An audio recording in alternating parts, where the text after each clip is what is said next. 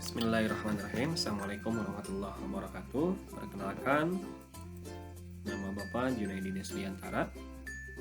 Nah, untuk kelas 12 TKJ ini saya diberi amanat untuk mengajar mata pelajaran administrasi sistem jaringan.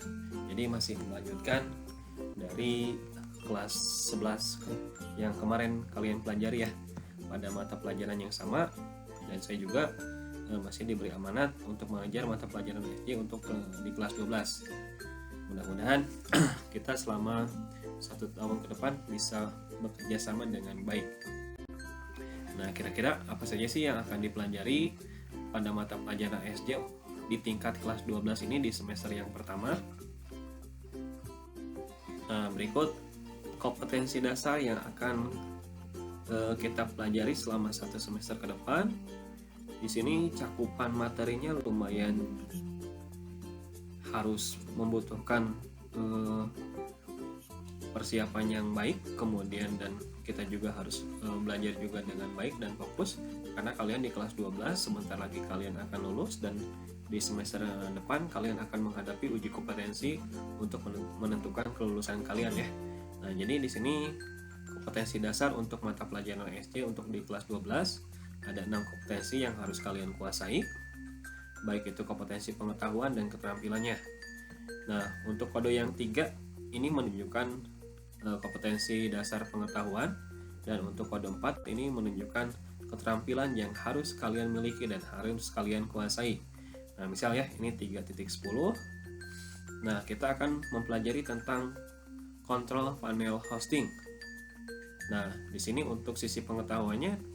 Nah, untuk sisi keterampilannya berarti kamu harus bisa untuk melakukan konfigurasi kontrol panel hosting. Kemudian 3.11 di sini ada mengevaluasi share hosting server. Kemudian keterampilannya kalian harus bisa mengkonfigurasi share hosting server. Dan kompetensi dasar yang lainnya, nah bisa kalian baca dan bisa kalian simak ya. Nah, jadi kesimpulannya ada 6 kompetensi yang harus saya sampaikan kepada kalian. Mudah-mudahan kontennya kalian bisa memahami ya untuk mata pelajaran ASD ini sebagai bekal kalian nanti untuk menghadapi uji kompetensi di semester 2 ya. Nah, untuk selanjutnya itu ada kontrak belajar yang harus kalian perhatikan, apalagi kalian di sini sebagai kelas 12 harus memberikan contoh yang baik untuk adik-adik kalian ya. Nah, usahakan untuk kelas 12 di sini minimal hadir 13 kali ya dalam 1 semester ke depan, karena selama 1 semester kalau kita ada umur, insya Allah ada 16 pertemuan yang akan kita hadapi pada mata pelajaran ASD ya. Mudah-mudahan selama 1 semester ke depan kita semua diberi kesehatan, dan mudah-mudahan pandemi ini segera secepatnya berakhir supaya kita secepatnya bisa belajar tatap muka di sekolah. Kemudian, nah untuk kehadiran minimal 80% kalian harus hadir, dan wajib ya. Wajibnya 80% kalian harus hadir, kemudian juga kalian harus aktif dalam menyimak materi, aktif dalam mengerjakan tugas, kemudian dalam evaluasi juga baik ya. Kalau misalkan kalian aktif, nah insya Allah nilai kalian itu akan mendapatkan minimal KKM, apalagi tugasnya masuk, materinya dipahami dengan baik, kemudian evaluasinya juga baik, insya Allah nilainya pasti lebih besar dari nilai KKM. Dan untuk selanjutnya, untuk ketidakhadiran, nah saya harapkan apabila kalian tidak bisa hadir atau tidak bisa mengikuti pembelajaran, saya harapkan orang tua kalian memberikan konfirmasi kepada wali kelas ya. Jadi jangan kalian sendiri yang memberikan konfirmasi kepada wali kelas. Jadi diharapkan orang tua memberikan konfirmasi kepada wali kelas. Nah, kemudian wali kelas akan menginformasikan kepada guru mata pelajaran yang mengajar pada hari tersebut. Selama dalam pembelajaran PDR atau belajar dari rumah, pembelajaran online sekarang ini ada beberapa media yang akan kita gunakan ya ke depan seperti apa. Nah, dalam penyampaian seperti apa? Penyampaian materi medianya akan digunakan apa, kemudian dalam tatap muka kita akan menggunakan video interaktif, kemudian evaluasi juga kita akan menggunakan teknologi atau media ya. Jadi anak TKJ itu harus peka dan melek akan teknologi. Nah, untuk penyampaian materi, nah di sini saya akan menggunakan dua media, yaitu Google Classroom dan WhatsApp Group ya. Kalau sebelumnya kita terbiasa hanya menggunakan WhatsApp Group, nah nanti insya Allah minggu kedua saya akan membuat Google Classroom. Nah, karena kita TKJ, ya minimalnya kita lah bisa menggunakan atau mengoperasikan Google Classroom. Jadi tidak hanya WhatsApp Group saja.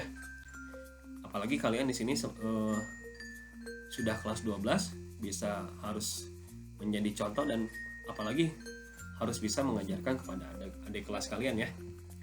Nah, selanjutnya untuk pembelajaran tatap mukanya, karena sekarang masih BDR dan situasi pandemi, jadi kita tatap mukanya terbatas menggunakan media Zoom Meeting dan Google Meet. Nah, jadi intinya saya doakan orang tua kalian ada rezekinya, jadi kuota kalian mudah-mudahan selalu siap ketika menghadapi pembelajaran BDR online seperti sekarang ini ya. Jadi saya harapkan kalian selalu berusaha untuk mengikuti pembelajaran meskipun pembelajarannya dilakukan secara online.